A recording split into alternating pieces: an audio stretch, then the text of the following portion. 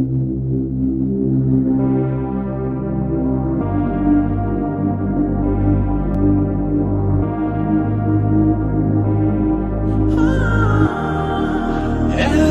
this is day one of what is being called the UK lockdown. We're not in lockdown.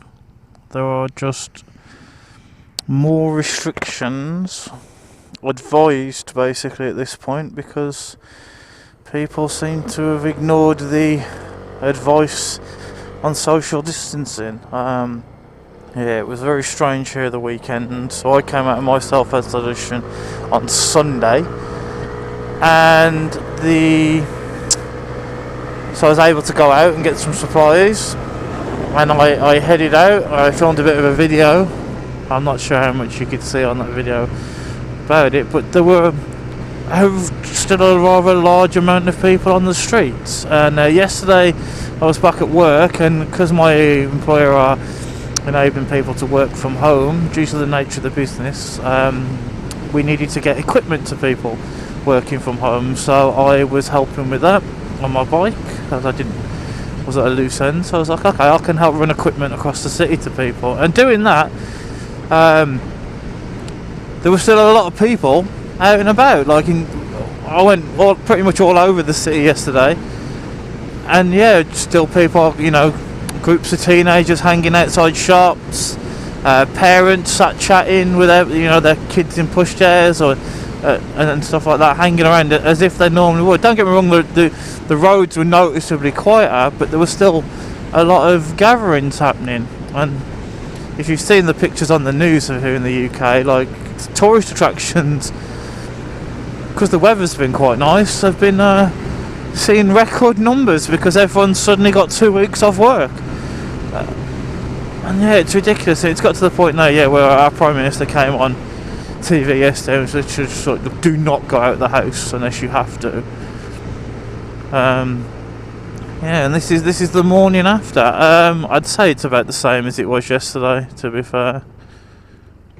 Same amount of cars on the road. It's still a lot quieter than it has been though. A lot of shops are closed here now in the UK, although a lot of shops seem to be doing their best to remain open. And I imagine as this develops, more and more businesses will start to close as the effects happen. Very, very strange situation to be in, and I know it's the same in the majority of the world at the moment. But yeah, watching that announcement with the Prime Minister coming on and basically telling the nation off was all very surreal. So I hope wherever you are, if you're watching this, you're following the recommendations and not doing anything unnecessary. Obviously, if you have to go to work, you have to go to work. But it's a lot of people have lost their jobs, so you can't really complain about that. But be responsible, do your thing, keep your social distancing. If you're unwell, then you please do stay at home. Don't treat this like a holiday. It isn't a holiday. This is a serious situation, and as if it hasn't already been made clear on the news, this isn't something that's going to blow over in a couple of weeks. This isn't stay at home for 3 weeks and then in 3 weeks time we'll all emerge out of it and everything will be fine. We are staying at home to reduce the amount of people going into hospital so the NHS can safely manage the amount of people getting ill, not just from coronavirus, but also from people still having heart attacks and and things like that. People still have cancer and still need treatment for that. That doesn't stop because of a pandemic.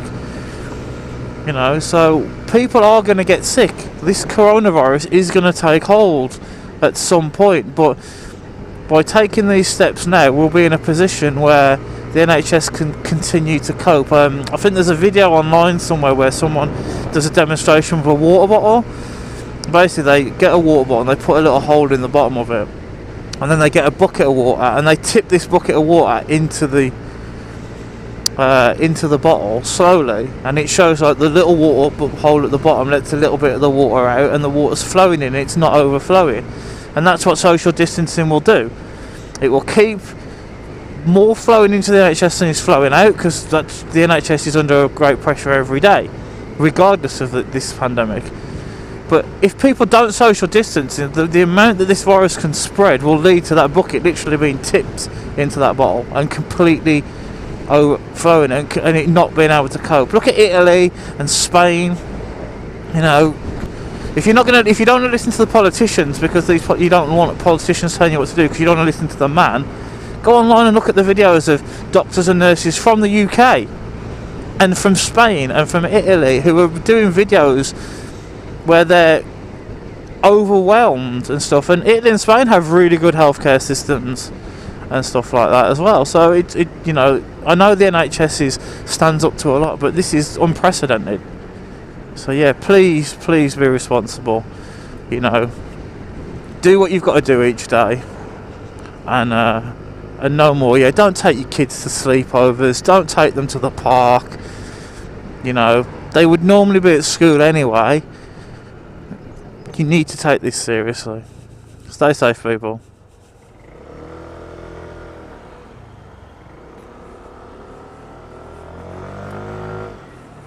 Where are you going?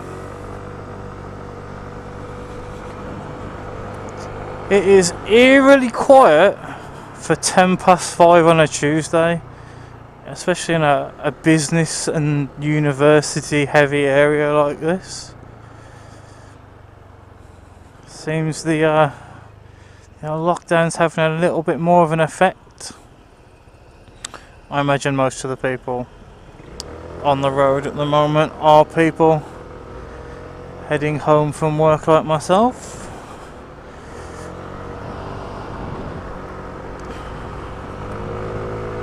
Although I have seen, when I wasn't recording I have seen a large group of people of all ages really, from quite elderly to, you know, younger than myself, just hanging around outside the house and not really obeying the social distancing rule that's in place. So people are still gathering,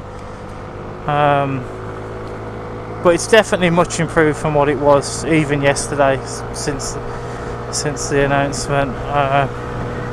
But yeah, very, very quiet. And you know, I've had to come past a McDonald's that's closed, which is, I don't think I've ever seen a closed McDonald's since I was an adult. And that's the McDonald's that was in all the Facebook videos and the news yesterday. They were queuing all the way up this road to get their last box of nuggets.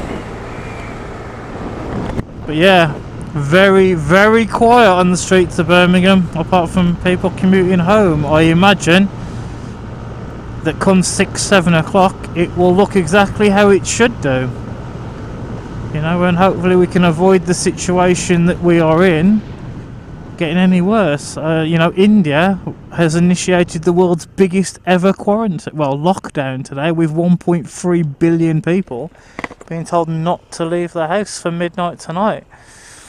So a massive impact on businesses all over the world. You know, I spent some time in India a couple of years ago working, and everywhere you go, where I was in Chennai, because it's such a business area,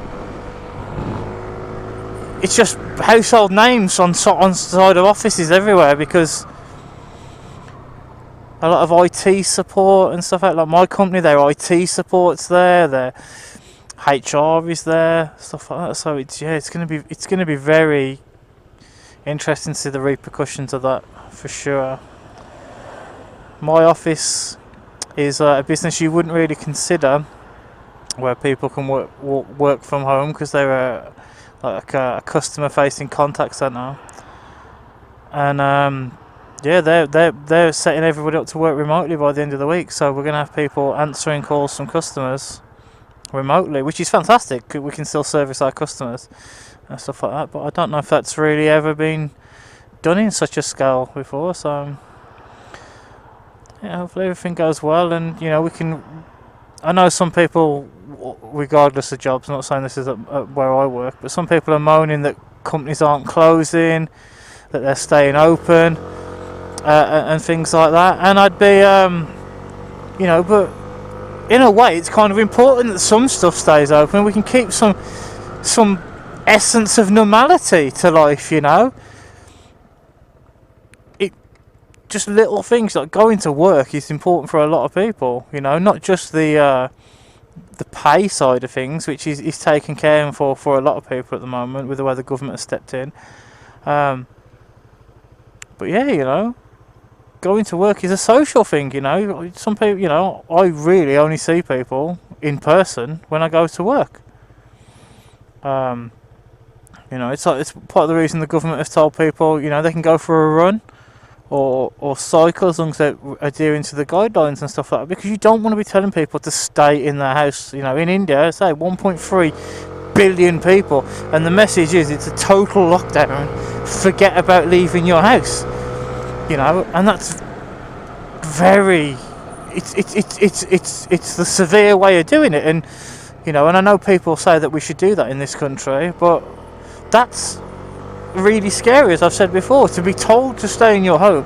Like, I listened to that announcement from Boris Johnson yesterday, and I say I've never been his biggest fan as a politician, but like when he came on the TV and was addressing the nation as he did, I genuinely felt like I was being told off. Like, I was like, right, this is what you know, I was being sat down and given a bollocking, and that's basically what he was doing. And you know, all credit to him. He you know, he's handling the situation right now well. But, and I hope it does stay like this where the roads are quiet, because if it doesn't, and you know, and people start hanging out as the weather gets nicer and stuff, and we do go into a straight up lockdown, that will be very scary. How are things where you are? You know, is the new stricter enforcement having a difference? You know, are people staying at home? Are you staying at home? How are you getting on? Are you working? Able to work from home? You know, leave a comment, hit me up on the socials and stuff like that. So people have got a lot more time now, and you know, and we're all going through this together. So let's stick together. You know, make time for other people. Don't, just because you're isolating, don't totally isolate yourself. That's no good for anyone. And yeah, thanks for watching. We will beat the coronavirus, and we will beat it together. And therefore, I urge you, at this moment of national emergency, to stay at home, protect our NHS, and save lives. Thank you.